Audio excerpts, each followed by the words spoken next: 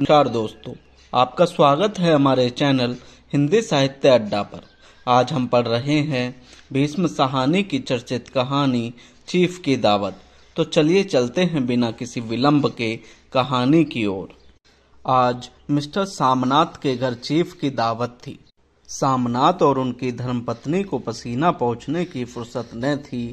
पत्नी dressing gown पहने, उलझे हुए बालों का जूड़ा बनाए, मुंह पर फैली हुई सुर्खी और पाउडर को मले, और मिस्टर सामनाथ सिगरेट पर सिगरेट फूंकते हुए चीजों की फहरिस्त हाथ में थामे एक कमरे से दूसरे कमरे में आ जा रहे थे। आखिर 5 बजते बजते तैयारी मुकम्मल होने लगी। कुर्सियां, मेज, तिपैया, नैपकिन, फूल सब बरामदे में पहुंच गए। ड्रिंक का इंतजाम बैठक में कर दिया गया। अब घर का फालतू सामान अलमारियों के पीछे और पलंगों के नीचे छिपाया जाने लगा। तभी सामनाथ के सामने सहसा एक अड़चन खड़ी हो गई। माँ का क्या होगा? इस बात की ओर न उनका और न उनकी कुशल गृहिणी का ध्यान गया था। मिस्टर सामनाथ श्रीमती की ओर घूमकर अंग्रेजी में बोले, माँ का क्या होगा? श्रीमती काम करते करते ठहर गई और थोड़ी देर तक सोचने के बाद बोली, इन्हें पिछवाड़े इनकी सहेली के घर भेज दो। रात भर बेशक वहीं रहे, कल आ जाएं। सामनाथ सिगरेट मुंह में रखे सिकड़ी आंखों से श्रीमती की चेहरे की ओर देखते हुए पल भर सोचते रहे। फिर सिर हिलाकर बोले, नहीं, मैं नहीं चाहता कि उस बुढ़िया का आना जाना यहाँ फिर से शुरू हो। पहले ही बड़ी मुश्किल से बंद किया था। माँ से कहें कि जल्दी ही खाना खा के शाम को ही अपनी कोठरी में चली जाएं। मेहमान कहीं 8 बजे आएंगे, इससे पहले ही अपने काम से निपट ले। सुझाव ठीक था, दोनों को पसंद आया, मगर फिर सहसा श्रीमती बोल उठी, जो वह सो गई और नींद में खर्राटे लेने लगी तो साथ ही तो बरामदा है जहां लोग खाना खाएंगे, तो इन्हें कह देंगे कि अंदर से दरवाजा बंद कर लें, मैं बाहर से ताला लगा दूंगा, या माँ को कह देता हूँ कि अंदर जाके सोए नहीं, बैठे रहे। और क्या, और जो सो गई तो डिनर का क्या मालूम कब तक चले। 11 बजे तक तो तुम ड्रिंक ही करते रहते हो। सामनाथ कुछ खींच उठे, हाथ झटकते हुए बोले, अच्छी भली यह भाई के पास जा रही थी, तुमने यूं ही खुद अच्छा बनने के लिए बीच में टांग अड़ा दी। वाह, तुम माँ और बेटे की बातों में मैं क्यों बुरी बनूं, तुम जानो और वह जाने। मिस्टर सामनाथ चुप रहे। यह मौका बहस का न था, तब समस्या का हल ढूंढने का था। उन्होंने घूमकर माँ की कोठरी की ओर देखा। कोठरी का दरवाजा बरामदे में खुलता था। बरामदे की ओर देखते हुए झट से बोले, मैंने सोच लिया है। और उन्हीं कदमों माँ की कोठरी के बाहर जा खड़े हुए। सुबह से तैयारी होती देखते हुए माँ का भी दिल धड़क रहा था। बेटे के दफ्तर का बड़ा साहब घर पर आ रहा है, सारा काम सुबीते से चल जाए। माँ, आज तुम खाना जल्दी खा लेना, मेहमान लोग 7:30 बजे आ जाएंगे। माँ ने धीरे से मुंह पर से दुपट्टा हटाया और बेटे को देखते हुए कहा, आज मुझे खाना नहीं खाना है। बेटा, तुम तो जानते हो, मांस मछली बने तो मैं कुछ नहीं खाती। जैसे भी हो अपने काम से जल्दी निपट लेना। अच्छा बेटा। और माँ, हम लोग पहले बैठक में बैठेंगे, उतनी देर तुम यहाँ बरामदे में बैठना, फिर जब हम यहाँ आ जाएं तो तुम गुसल खाने के रास्ते बैठक में चली जाना। माँ अवाक बेटे का चेहरा देखने लगी, फिर धीरे से बोली, अच्छा बेटा। और माँ, आज जल्दी सो नहीं जाना, तुम्हारे खर्राटों की आवाज दूर तक जाती है। माँ लज्जित सी आवाज में बोली, क्या करूं बेटा, मेरे बस की बात नहीं है। जब से बीमारी से उठी हूँ, नाक से सांस नहीं ले सकती। मिस्टर सामनाथ ने इंतजाम तो कर दिया, फिर भी उनकी उधेड़ बुन खत्म नहीं हुई। जो चीफ अचानक उधर आ निकला तो 8-10 मेहमान होंगे, देसी अफसर, उनकी स्त्रियां होंगी, कोई भी गुसलखाने की तरफ जा सकता है। क्षोभ और क्रोध में वह झुंझुलाने लगे। एक कुर्सी को उठाकर बरामदे में कोठरी के बाहर रखते हुए बोले, आओ माँ, इस पर जरा बैठो तो। माँ माला संभालती पल्ला ठीक करती उठी और धीरे से कुर्सी पर आकर बैठ गई। यूं नहीं माँ, टांगे ऊपर चढ़ाकर नहीं बैठते, यह खाट नहीं है। माँ ने टांगे नीचे उतार ली और खुदा के वास्ते नंगे पांव नहीं घूमना, न ही वह खड़ाऊ पहनकर सामने आना। किसी दिन तुम्हारी वह खड़ाऊ उठाकर मैं बाहर फेंक दूंगा। माँ चुप रही। कपड़े कौन से पहनोगी माँ? जो है वही पहनूंगी बेटा, जो कहो पहन लूं। मिस्टर सामनाथ सिगरेट मुंह में रखे, फिर अधखुली आंखों से माँ की ओर देखने लगे और माँ के कपड़ों की सोचने लगे। सामनाथ हर बात में तरतीब चाहते थे। घर का सब संचालन उनके अपने हाथ में था। खूंटियाँ कमरों में कहाँ लगाई जाए, बिस्तर कहाँ पर बिछे, किस रंग के पर्दे लगाए जाएं, श्रीमती कौन सी साड़ी पहने, मेज किस साइज की हो। सामनाथ को चिंता थी कि अगर चीफ का साक्षात माँ से हो गया तो कहीं लज्जित न होना पड़े। माँ को सिर से पांव तक देखते हुए बोले, तुम सफेद कमीज और सफेद सलवार पहन लो माँ, पहन के आओ तो जरा देखूं। माँ धीरे से उठी और अपनी कोठरी में कपड़े पहनने चली गई। यह माँ का झमेला ही रहेगा। उन्होंने फिर अंग्रेजी में अपनी स्त्री से कहा, कोई ढंग की बात हो तो भी कोई कहे, अगर कहीं कोई उल्टी सीधी बात हो गई, चीफ को बुरा लगा तो सारा मजा जाता रहेगा। माँ सफेद कमीज और सलवार पहनकर बाहर निकली। छोटा सा कद, सफेद कपड़ों में लिपटा, छोटा सा सूखा हुआ शरीर, धुंधली आंखें, केवल सिर के आधे झड़े हुए बाल पल्ले की ओंट में छिपाए थे, पहले से कुछ ही कम कुरूप नजर आ रही थी। चलो ठीक है, कोई चूड़ियाँ वूड़ियाँ हों तो वह भी पहन लो, कोई हर्ज नहीं। चूड़ियाँ कहाँ से लाऊं बेटा, तुम तो जानते हो सब जेवर तुम्हारी पढ़ाई में बिक गए। यह वाक्य सामनाथ को तीर की तरह लगा। तुनक कर बोले, यह कौन सा राग छेड़ दिया माँ, सीधा कह दो नहीं है जेवर, बस। इससे पढ़ाई वढ़ाई का क्या ताल्लुक है। जो जेवर बिका तो कुछ बनकर ही आया हूँ, निरा लंडूरा तो नहीं लौट आया। जितना दिया था उससे दुगुना ले लेना।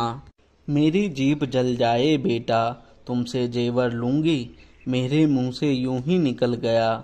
जो होते तो लाख बार पहनती। 5:30 बज चुके थे।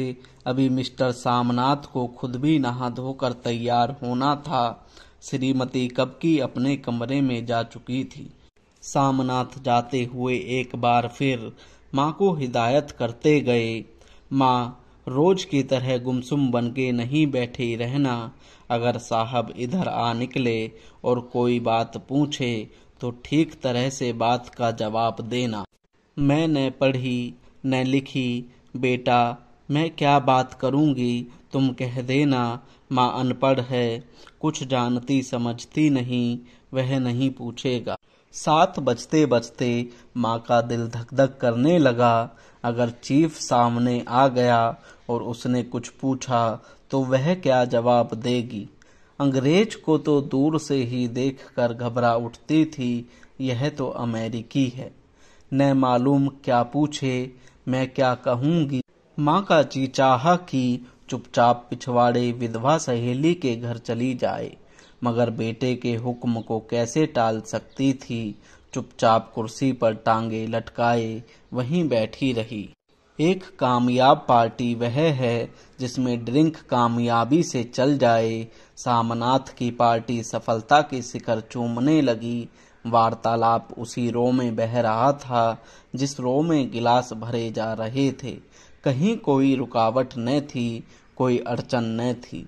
साहब को विस्की पसंद आई थी, मेम साहब को पर्दे पसंद आए थे, सोफा कवर का डिजाइन पसंद आया था, कमरे की सजावट पसंद आई थी।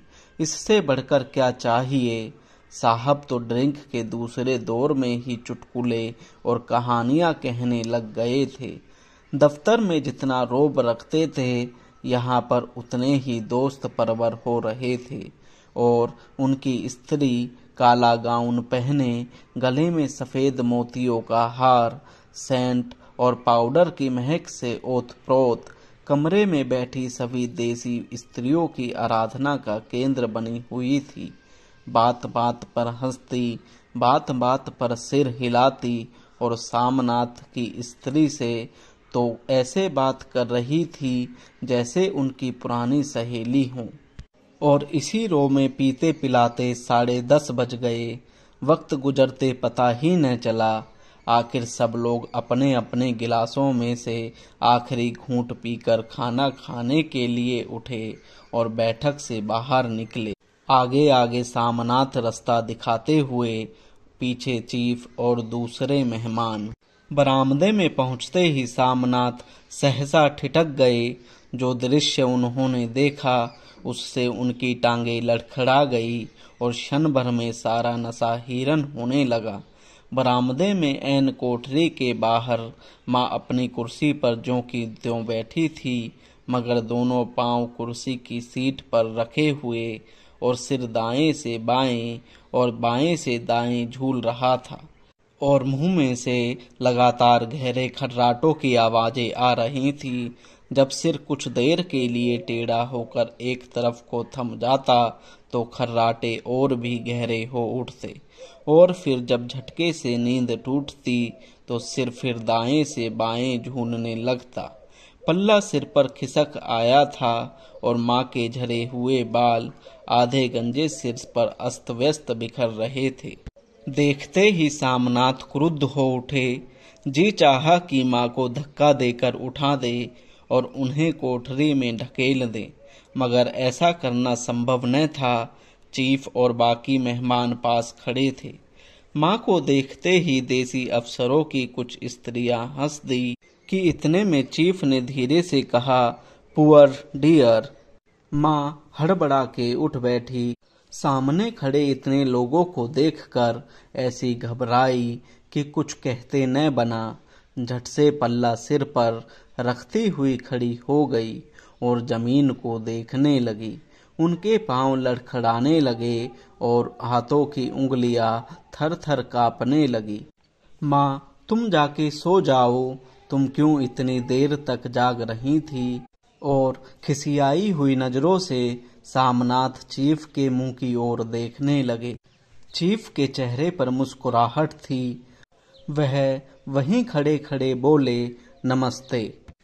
माँ ने झिझकते हुए, अपने में सिमटते हुए दोनों हाथ जोड़े, मगर एक हाथ दुपट्टे के अंदर माला को पकड़े हुए था, दूसरा बाहर।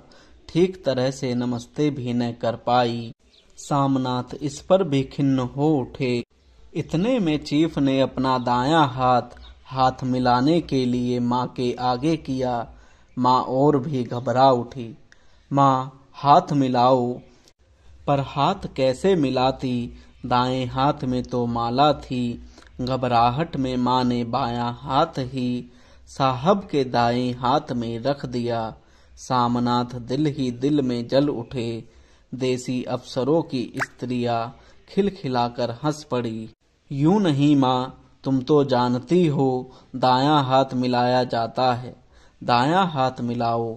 मगर अब तक चीफ माँ का बायां हाथ ही बार बार हिलाकर कह रहे थे, हाउ डू यू डू। कहो माँ, मैं ठीक हूँ, खैरियत से हूँ। माँ कुछ बड़बड़ाई। माँ कहती है, मैं ठीक हूँ। कहो माँ, हाउ डू यू डू। माँ धीरे से सह कुचाते हुए बोली, हाउ डू डू। एक बार फिर कहा उठा। वातावरण हल्का होने लगा। साहब ने स्थिति संभाल ली थी। लोग हंसने चहकने लगे थे। सामनाथ के मन का क्षोभ भी कुछ कुछ कम होने लगा था। साहब अपने हाथ में माँ का हाथ अब भी पकड़े हुए थे और माँ सिकुड़ी जा रही थी। साहब के मुंह से शराब की बू आ रही थी। सामनाथ अंग्रेजी में बोले, मेरी माँ गांव की रहने वाली है, उम्र भर गांव में रही है, इसीलिए आपसे लजाती है। साहब इस पर खुश नजर आए, बोले, सच, मुझे गांव के लोग बहुत पसंद है। तब तो तुम्हारी माँ गांव के गीत और नाच भी जानती होंगी। चीफ खुशी से सिर हिलाते हुए माँ को टकटकी बांधे देखने लगे। माँ, साहब कहते हैं कोई गाना सुनाओ, कोई पुराना गीत, तुम्हें तो कितने ही याद होंगे। माँ धीरे से बोली, मैं क्या गाऊंगी बेटा, मैंने कब गाया है। वहाँ माँ, मेहमान का कहा भी कोई टालता है। साहब ने इतना रीझ कर कहा है, नहीं गाओगी तो साहब बुरा मानेंगे। मैं क्या गाऊं बेटा, मुझे क्या आता है। वहाँ कोई बढ़िया टप्पे सुना दो, दो पत्तर अनारा दे। देसी अफसरों और उनकी स्त्रियों ने इस सुझाव पर तालियां पीटी। माँ कभी दीन दृष्टि से बेटे के चेहरों को देखती, कभी पास खड़ी बहू के चेहरे को। इतने में बेटे ने गंभीर आदेश भरे लहजे में कहा, माँ। इसके बाद हाँ या न का सवाल ही न उठता था। माँ बैठ गई और सीन दुर्लभ लरजती आवाज में एक पुराना विवाह का गीत गाने लगी। हरियाणी माए, हरियाणी भेने, हरियाते भागी भरिया हैं। देसी स्त्रियां खिलखिलाकर हंस उठी। 3 पंक्तियां गा के माँ चुप हो गई। बरामदा तालियों से गूंज उठा। साहब तालियां पीटना बंद ही न करते थे। सामनाथ की खींच प्रसन्नता और गर्व में बदल उठी थी। माँ ने पार्टी में नया रंग भर दिया था। तालियां थमने पर साहब बोले, पंजाब के गांवों की दस्तकारी क्या है। सामनाथ खुशी में झूम रहे थे। बोले, ओ बहुत खुश साहब, मैं आपको एक सेट उन चीजों का भेंट करूंगा, आप उन्हें देखकर खुश होंगे। मगर साहब ने सिर हिलाकर अंग्रेजी में फिर कहा, नहीं, मैं दुकानों की चीज नहीं मांगता। पंजाबियों के घरों में क्या बनता है, औरतें खुद क्या बनाती हैं। सामनाथ कुछ सोचते हुए बोले, लड़कियां गुड़िया बनाती हैं, औरतें फुलकारियां बनाती हैं। फुलकारी क्या? सामनाथ फुलकारी का मतलब समझाने की असफल चेष्टा करने के बाद माँ से बोले, क्यों माँ, कोई पुरानी फुलकारी घर में है? माँ चुपचाप अंदर गई और अपनी पुरानी फुलकारी उठा लाई। साहब बड़ी रुचि से फुलकारी देखने लगे। पुरानी फुलकारी थी, जगह जगह से उसके तागे टूट रहे थे और कपड़ा फटने लगा था। साहब की रुचि देखकर सामनाथ बोले, यह फटी हुई है साहब, मैं आपको नई बनवा दूंगा। माँ बना देंगी? क्यों माँ, साहब को फुलकारी बहुत पसंद है, इन्हें ऐसी ही एक फुलकारी बना दोगी ना? माँ चुप रहीं, फिर डरते डरते धीरे से बोली, अब मेरी नजर कहाँ है बेटा, बूढ़ी आंखें क्या देखेंगी। मगर माँ का वाक्य बीच में तोड़ते हुए सामनाथ साहब को बोले, वह जरूर बना देंगी, आप उसे देखकर खुश होंगे। साहब ने सिर हिलाया, धन्यवाद किया और हल्के हल्के झूमते हुए खाने की मेज की ओर बढ़ गए। बाकी मेहमान भी उनके पीछे पीछे हो लिए। जब मेहमान बैठ गए और माँ पर से सबकी आंखें हट गई, तो माँ धीरे से कुर्सी पर से उठी और सबसे नजरें बचाती हुई अपनी कोठरी में चली गई। मगर कोठरी में बैठने की देर थी कि आंखों में छल छल आंसू बहने लगे। वह दुपट्टे से बार बार उन्हें पोंछती, पर वे बार बार उमड़ आते, जैसे बरसों का बांध तोड़कर उमड़ आए हों। माँ ने बहुतेरा दिल को समझाया, हाथ जोड़े, भगवान का नाम लिया, बेटे के चिरायु होने की प्रार्थना की, बार बार आंखें बंद की, मगर आंसू बरसात के पानी की तरह जैसे थमने में ही न आते थे। आधी रात का वक्त होगा। मेहमान खाना खाकर एक एक करके जा चुके थे। माँ दीवार से सटकर बैठी, आंखें फाड़े दीवार को देखे जा रही थी। घर के वातावरण में तनाव ढीला पड़ चुका था। मोहल्ले की निस्तब्धता सामनाथ के घर पर भी छा चुकी थी। केवल रसोई में प्लेटों के खनकने की आवाज आ रही थी। तभी सहसा माँ की कोठरी का दरवाजा जोर से खटकने लगा। माँ, दरवाजा खोलो। माँ का दिल बैठ गया। हड़बड़ाकर उठ बैठी। क्या मुझसे फिर कोई भूल हो गई? माँ कितनी देर से अपने आप को कोस रही थी कि क्यों उन्हें नींद आ गई, क्यों वह ऊँघने लगी। क्या बेटे ने अभी तक क्षमा नहीं किया? माँ उठी और कांपते हाथों से दरवाजा खोल दिया। दरवाजा खुलते ही सामनाथ झूमते हुए आगे बढ़ आए और माँ को आलिंगन में भर लिया। ओ अम्मी, तुमने तो आज रंग ला दिया। साहब तुमसे इतना खुश हुआ कि छोटी सी काया सिमट कर बेटे के आलिंगन में छिप गई। माँ की आंखों में फिर आंसू आ गए। उन्हें पहुँचती हुई धीरे से बोली, बेटा तुम मुझे हरिद्वार भेज दो, मैं कब से कह रही हूँ।